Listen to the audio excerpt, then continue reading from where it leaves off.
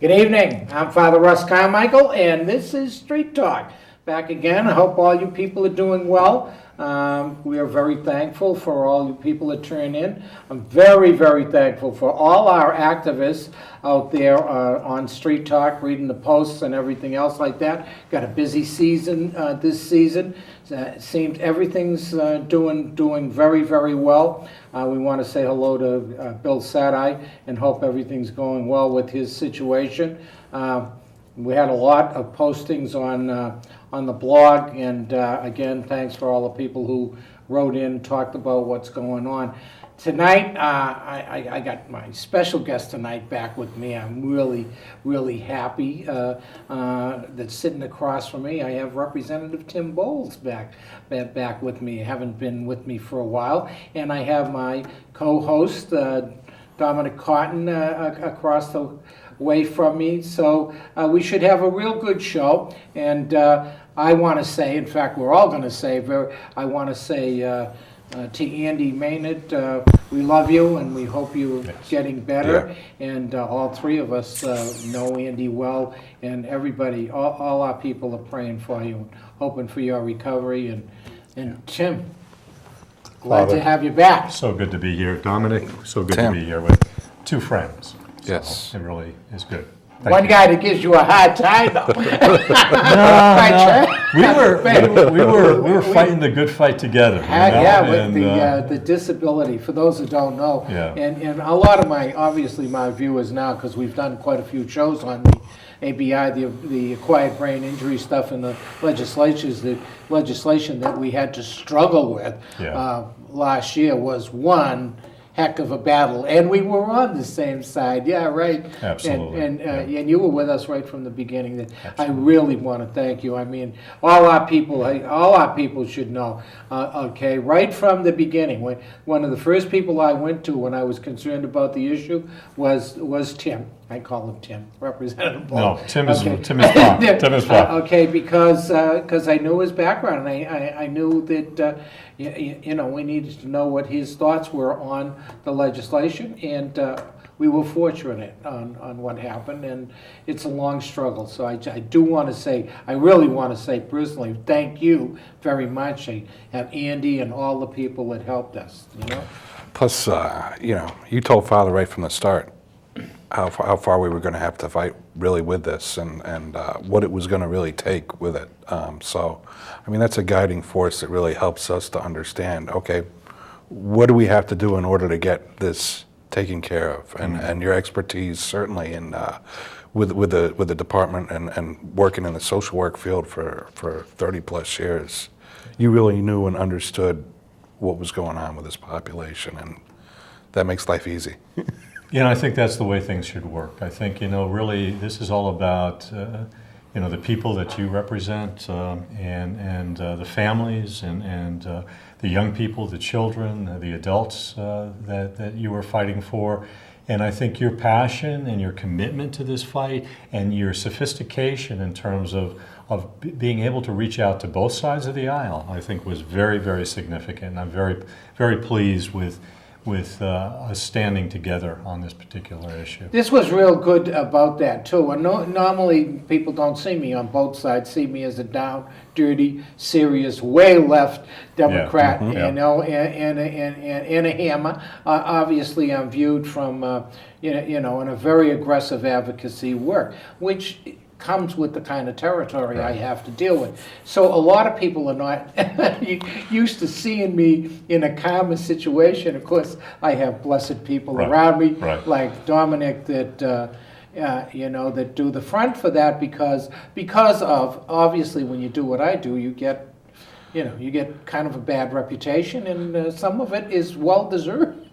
That's some of it you have to focus on. It's just the results. Yeah. How are you going to get results? Right. I mean, and it doesn't matter who you're having to go in front of or deal with, or as I keep saying over and over again, I think everybody comes up to the legislature and they want to do something to be helpful. Nobody's looking to be that level of obstructionist, especially when it comes to some of the social issues that we deal with. Right.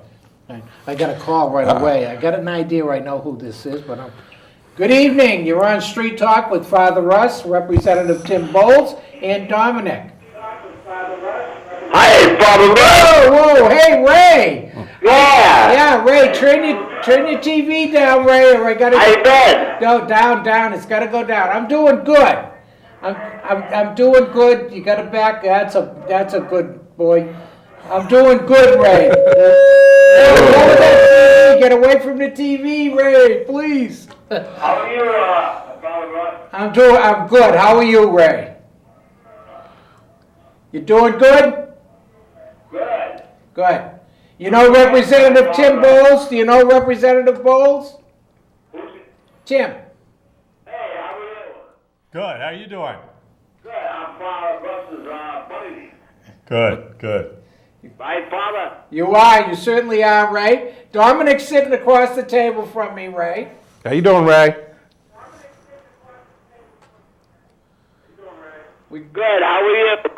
Very good, thank you. Yeah, I'm going to Hartford Saturday. Okay.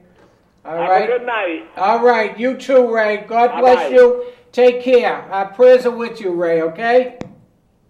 Good. Ray's listens to a lot of the shows. He's a New Londoner and is very dedicated to everybody. And, you know, he's a good man. We see him. And I know we're talking so much about all this stuff. You know, I want to say I took the opportunity, obviously, to read up on you, and I was telling Father Russ, you know, I'm just impressed at how many different things that you've been involved with on such a different level, especially with obviously the farming and yeah, I'm looking at my own sheets. You need your sheet? I know. My cheat sheet, my cheat sheet, right? You got a cheat sheet. Wow, that's a Well, big yes, history. yeah, it's your cheat sheet we too. got all Well, these- I mean, we were talking about the social services, obviously, your background is the extensive. technology and energy, The environment stuff and the environmental stuff. You know, a lot of people don't you know, I mean, I know a lot of your background, and I think it was surprising to Dominic. I think part of it's because I'm so old, you know. You get to, Not as old as me. but after a while, you get the point, you know. Yeah, It's, right. you know. So no, I think that's one of the things that I can bring to the table is I have you know, I know a little about a lot of things, you know, and but I care about this stuff, and I've been involved for a long time. So starting actually with my mother, my real sensitivity about human service issues was my mother talking me in when I was a high school student. Into working for Head Start as a young high school student. Down in Darien, my neck of the woods. This was actually in Bridgeport. I was living in You Darien. were living in Darien, But that's I right. worked in the projects up in Bridgeport, and that opened my eyes, you know, for a young male like myself to be down there and some of the housing projects down there, working as a high school student, as a volunteer, just really, I think that began my whole journey in terms of social services, really. So I give my, God bless, rest in peace, but she really was the one who prodded me in that direction. So Yeah. I don't put that on my resume. No, I know. That's gone back too far. Yeah, I know that goes back a long while, Yeah. but where you start out is important, and it stays with you. It's the metal, I think, that solidifies a lot of us that do this work, because Right. it's sometimes it can be a thankless job, as you well know, especially now being in the seat that you're in. Okay, it can be. Well, I keep telling people that, you know, politicians right now, we're ranked just below lawyers. The only people lower than us are weather people, you know, so we're pretty much at the bottom of the rug in terms of that. And I think the political environment, we deserve that reputation right now, and I think I'm committed to trying to do everything I can to change it in terms of some Well, of the I stuff think going on. sometimes I know what the people that I've interacted with, when you're at the state level, is very different than when you're at the federal level. And you know, from my observations, I find even though people are on different sides or different points of view with things, I see people treating each other very collegially when I'm up there. Maybe that's just the little glimpse that I had into it. I'm sure sometimes it's very different when you're up there. But the other thing that I really noticed is on these short sessions, how do you guys even get anything accomplished? I'm like looking at like how quick some of the turnaround has to be on this, and it almost seems like you're running out like the clock all the time at the last minute, trying to get you guys in there till like midnight or 1 or 2 o'clock in the morning with some of the sessions. Yeah. I mean, do you think it would be better if they had, 2 or what they call long sessions? Really, I think it's through till July 1st, so almost 6 months out of the year. Or Well, there are a couple things. First of all, I just want to acknowledge your observation about the collegiality, particularly in the House of Representatives. I had the pleasure of being in the back row in the House chambers. I didn't fly any paper airplanes or anything, or spitball, but I was in the back row and I was 1 seat away from the Republicans. So I was what they call the DMZ, okay? And I got to know a lot of my Republican colleagues and really came to respect them, to like them personally. And I think the leadership, both with Larry Cafaro, the minority leader, and House Speaker Brendan Sharkey and Joe Arasimowicz, the majority leader, they really had a genuine personal relationship that I think really gelled us all together. So to the degree possible, I think that was a good image of bipartisan work. And obviously, there were things that did not work that way sometimes, but I think there was respect and dignity on that.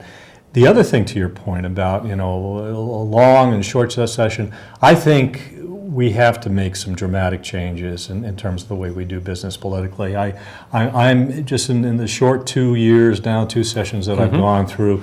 One of the things that I'm calling for, and you're among the first to know this, is I'm really taking a hard look at calling for a legislative commission to taking a look at a couple of things. One of them would be term limits. So the idea of instead of running every 2 years, you get elected, you have a 4-year term, you can run once more for two 4-year terms, and then you're out of there. I think the idea of having this as a career is just not a good idea. So I think we have to take a look, and I think the idea of longer sessions, how do we become more productive? Because ultimately, we're working for you. Ultimately, we're on your payroll. I happen to, of course, I agree with that. I agree with the term limits. I like the extension. I like the double 4 and the 8-year. Do it and then you get out of there. I don't think politics was ever meant to be a career. No. And that's what happens. So, and you're always running then. Right. All right. It's the fact of the matter. How you're doing business, you're always running. You no sooner get in there, and you really got to start to run. Yeah. I really think. I think locally on our councilors, I like the 3-year for your local stuff like we have in the city. And I think if you haven't done, you do what you can. That's it, and then see you later. You move on. I'm in total agreement with that. Yeah. That type of system, and I also like the longer, as we talk about. I don't like the short session. I think if you go in there, you need the longer session. Well, I know. On what we dealt with the ABI stuff, we were really unfortunately squeezed. Oh, Right. Jesus, And there was the no-win option is what I call it. you had two days Right. if you wanted to turn this back, and those 2 days were Saturday and Sunday. Right. Otherwise, this would have become automatic. You're right. If it didn't get voted on, or even if they voted it down, it wouldn't have come back within that 30 days. And whether it was planned out that way or whether there's just that's limited amount of time to be able to get 2 large committees together. Yeah. That's why I say, I mean, it makes things difficult to really get things accomplished. It puts a lot of pressure. These are important subjects. we got another phone call. Good evening. You're on Street Talk with Father Russ, Representative Tim Bowles, and Dominic. Hey, Russ, it's Dennis from New London. Hey, Dan. I have a couple questions for Tim. First of all, I'm listening to you guys talking about term limits. I was never really fond of term limits. I always kind of felt like if you got somebody good in there and they're doing a great job, why have to kick them out after 8 years. But after seeing, this was a while back, after seeing things going the way they're going, I'm becoming an opponent for, not opponent, but I agree with the term limits. But I think there needs to be one more twist to it. You serve your 8 years if you get lucky enough to get reelected, and then you have to step away for at least 4 years. Because this way, if you're doing a really good job, and at the end of 8 years you have to step down, even though you're doing a good job, then at least you should have the opportunity that if the next guy that comes in screws it all up, you have a chance to run again and maybe save it. So that's my take on that. Yeah. My other question for you, Tim, is that I've been hearing rumors about this whole, well, it relates to the kids coming across the border down in Mexico. I have heard that we have over 300 and something kids were sent to Connecticut that are in different homes in different places throughout Connecticut. Have you heard any of this, or is this a rumor, or is this fact? Okay, first to your second question, I don't know what the situation is. I know that that the governor has wrestled with this issue and you know, still trying to take a formal position on it. But no, I do not, and I don't like to speculate on anything when I don't have that information. On your first point, I'm absolutely with you on this. Is I always resisted, and I think a lot of people did, the sense of term limits from the standpoint that if somebody's going to doing a good job, that they should be able to go ahead and get reelected. But I've been convinced after, you know, almost 2 years now up at the state legislature, we have, and especially, you know, we won't even talk about Congress. That's not my domain. But I think again, this is not, to Father Russ's point, this is never meant to be a career. And I think in 8 years you should be able, if you get reelected for a second term, you should be able to go ahead and get good work done in that time, and then refresh the whole system. So but that's one of the reasons why I'm calling for a commission, is let's talk about these issues rather than taking, you know, let's discuss all of the points, and I'm not, you know, necessarily wedded to one particular position, but I think we need to raise these issues. You don't think somebody that after 8 years of being in office and then they have to step down, that somewhere down the line they can't run again? I think you have a very legitimate point.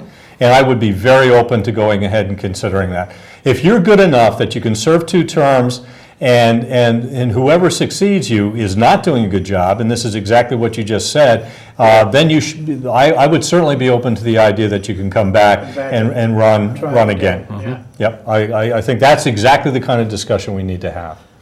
All righty, guys. Thanks, Russ. No, thanks, Dennis. Yeah. All right, And talk to that you means later. I hope you're going to run again, Dennis. Oh, it's looking that way at this point in time. Good for All you. righty, bye. Good. My point is not historically it wasn't supposed to be a profession. How, you know, and I look to, if you're going to serve and you're looking in a certain area, you have civil servants jobs to look for, and Right. and that's a career. That's a different. Exactly. That's a little Exactly. different than being the political Right. leadership that you should Right. be. But that would be great for discussion. I happen to agree with But that. I mean, along those lines and talking about, I mean, obviously the money and everything else that's involved, I'll tell you, one program that I really like, the Citizens Election Yes. Program. I think this is I one of get the you best back. ones. I was almost going to make a check down for I said, no, this is not the place to do that. Well, you know, I might have turned out the check on here for you. But we'll send that to you. But, you know, I mean, to me, this is one of, you know, Yes. the really good programs. Explain that to some of our viewers don't do. And I don't have understand. the specific But- amount but- for each ones, but essentially, what Citizen- it makes people do is legislators, they're obviously running for office, they have to collect donations from people in their district. Some of it can be from outside of their district. If they collect, I think, $5,000 for a representative $5,000, and yep. $15 for a senator, in these small $5 to $100 donations. And they actually have to pass through, and they make sure that they're not from anybody who's a lobbyist or anybody who's Regular doing citizens. business with the Contractor, state, right. contractor with the state. Yeah. Right. And if you do that, then they give you the larger grant to be able to run your campaign on. And what I like about it personally is, it means that my, small dollar amount means a lot to the people that everybody, I yeah. want to, I want them to know. Something, because they're gonna get more, and they want, and Absolutely. everything. I do, I love that situation. Yeah, I like that, I like that system. I'm not sure my wife is going to appreciate the amount that was spent on it, but that's all right. Did you tell her how much you spent? No, I She don't better tell not that hear this. stuff. Why don't you tell her what you hear? No, Michelle, I got information for you. Go But ahead. the idea is exactly that, is I think, by having to run every 2 years, first of all, everything becomes political. Your decisions Yes. that you're making you're always cognizant that, okay, how is this going to affect me in 2 years or, whatever. But then also and I think Connecticut should be proud of enacting that particular campaign finance reform because it gets the big money out. I'm not wedded. $5, I'm going to listen to you, I'm going to pay attention to you, but I'm going Yep. to pay attention to all my constituents and to anybody who resides here in Connecticut. So the less political we get, and then the more we get the big money out of politics, the better off we all are. So, Definitely. Definitely. You gonna hammer Tim anymore, well, we're gonna talk about your opponent now? You've got- Well, I looked him up. I guess he's not had the same level of government involvement that you have. Is it a tough race? I guess? it's going to be a tough race. I'm in a very, relatively conservative district. Right? I have referred to myself previously as a blue dog Democrat. I actually belong to the moderate caucus in terms of financial issues within the Democratic Party. I'm very fiscally conservative. I served as a selectman in my own town of Preston for 4 years. I'm aware of the challenges associated with state budgets and town budgets. I have a lot of respect for anybody that's willing to step forward and run for any office. The last time around, my opponent and I shook hands and said, let's run a clean race. And to his credit, and I certainly followed through on that. It was above board. I'm not sure what's going to happen this time around. Unfortunately, politics have gotten very divisive. Yeah. There's such anger and such anxiety and such fear and such divisiveness, and we've got to do some things to change that. The tragedy about it, and of all people who should be talking about it, because I can't. I'm a down and dirty Democrat. Yeah. Come up the old way, come up the Boston way, hard Yeah. knocks. Okay, you get an opponent. Because the fact of the matter is, everybody says you shouldn't be dirty and everything else like that. Dirty politics, the dirty person usually wins, and that's the problem. That is a real problem. You go after somebody, and to this day, it's still a matter of whoever's throwing the mud, that mud seems to stick and cause your other opponent trouble. And it is too bad. Yeah. But we have a history. We have a history in that goes back right to the beginning of our country, and it is a shame. One of the best campaigns I've ever seen, and I really liked, was Andy's. Was Yes, between Stuart Andy, Norman. Yes. That got national attention. Absolutely. They were fabulous. And I know Stuart. Oh, and I know what a fabulous absolutely. campaign! It should have been a model for the country, Yeah. but. And I know, I know how hard you work. And from before when you run, I mean, for anybody to lose you out there would be a serious mistake, because you really just start to get to know the politics Right. of that first term and stuff like Right. that. So that would be. I would not think very wise of you voters in your district to not let you back in there for the other, because you have done an excellent job. And that's no bull. That's not because I'm as bad as people that I know. No, and I definitely appreciate that, and I've worked hard, and I care about the issues. I'm also at a point in my life where I'm doing this, I think, for the right reasons. I'm not, again, looking at this as a career. I'm not looking at this. I kind of kid, if I happen to lose one of these elections, I get to finally retire. You know, that's not a bad gig. But I feel that I have done a good job for my district, for all 3 towns, and for people in the state of Connecticut on the issues that we all care about. Because we're all in this together, and I guess that's what I want to keep on saying. It's about our families, it's about our children, it's about our future, and so, you know, and I'm not comfortable with the mudslinging part of it. And maybe that, you know, that could cost me. But at the same time, I think we need to restore some dignity and respect into the system. Because frankly, you know, I had my, you know, I had a heavy conversation with my dental hygienist. Always tough to have a conversation exactly with, right. you know, but we got into a political discussion today. Did you look like the Republican. Godfather while you were doing it? With some God jaws? But she, you know, and again, it really, I think people are hungry for a different dynamic in terms of our political discourse in this country and in this state, and that's you know, that's what I am. So. You know, I mean, speaking to some of those issues that, Yeah. and you know, certainly on a bipartisan way, I think back to the 70s, how the environment was really a Republican issue Yes. when it first Teddy started Roosevelt. off. Yeah, Roosevelt, exactly, yeah, Nixon, Clean Water Yeah. Act, Yeah, and all these other things. Yeah. I mean, do you find a lot of that bipartisan support for like some of the environmental issues? I know, I mean, they're things that I think about quite often because I got a 4-year-old and I'm thinking, what kind of world are we leaving? And I kind of feel like when you look at what's going on around you, it's almost like we're at that tipping point. Yes. Yeah. Technologically, environmentally, where, you know, we can either push through and make it to the other side, or we're going to fall back, you know, down the hole again here.